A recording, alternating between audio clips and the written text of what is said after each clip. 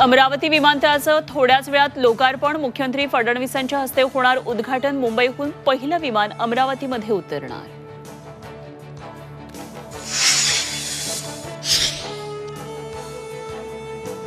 संभाजीनगरमध्ये MPSC परीक्षार्थींचं आंदोलन. राज्यसेवा मुख्य परीक्षा 45 दिवस पुढे ढकलण्याच्या मागणीसाठी एल्गार. निलंबित पोलीस उपनिरीक्षक रणजित कासले शरण येणार. सोशल मीडियावरच्या व्हिडिओनंतर कासलेची माघार. पोलिसांना शरण येणार असल्याची सोशल मीडियावर कासलेची पोस्ट.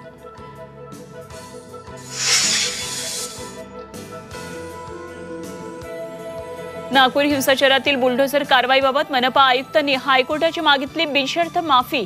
कार्यकारी अभियंत्याला मार्गदर्शक तत्वांची माहिती नसल्याचं स्पष्टीकरण.